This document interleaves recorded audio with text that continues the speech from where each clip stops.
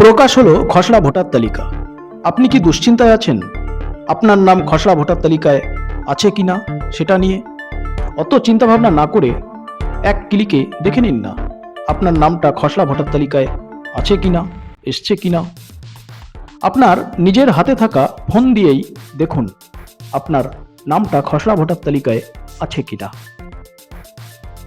আপনার ফোনের গুগল ক্রোমে যান, এখানে লিখুন voters.eci.gov.in, এটা লিখুন এবং এগিয়ে যান। আপনার সামনে ঠিক এরকম একটা পেজ খুলবে। স্ক্রল করে নিচের দিকে আসুন, এবং দেখুন লেখা আছে search your name in voter list. এখানে ক্লিক করুন। বাঁদিকে বক্সে লেখা আছে দেখুন ইওর এপিক নং। এখানে আপনার ভোটার কার্ডের নাম্বারটা বসিয়ে দিন।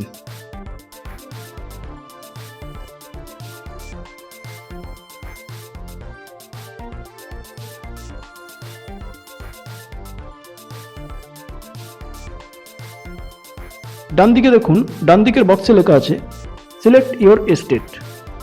আপনি যে রাজ্যে বাস করেন সেই রাজ্যের নাম এখানে লিখে দিন। আপনি যে রাজ্যে বাস করেন সেই রাজ্যের নামটা এখানে সিলেক্ট করুন।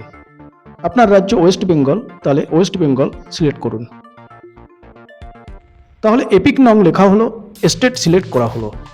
এবার নিচে যে ক্যাপচা কোড দেখছেন সেই ক্যাপচা কোডটা বসিয়ে দিন।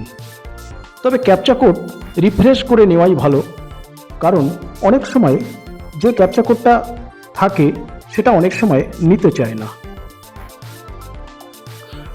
তাহলে রিফ্রেশ করা ক্যাপচা কোড বসিয়ে দিন এবং সার্চ অপশনে ক্লিক করুন।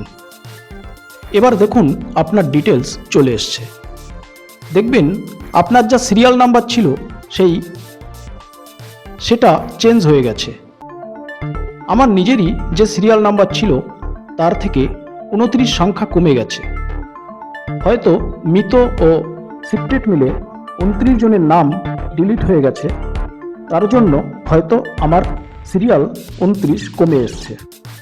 এটাই কারণ হতে পারে একমাত্র। এইভাবে আপনি আপনার নিজের নাম এবং আপনার পরিবারের সকলের নাম খসড়া ভোটার তালিকায় আছে কিনা দেখে নিন, এবং ভিডিওটা ভালো লাগলে একটা লাইক করুন এবং পরবর্তী আপডেট পেতে চ্যানেলটি সাবস্ক্রাইব করুন। ভালো থাকুন, সুস্থ থাকুন।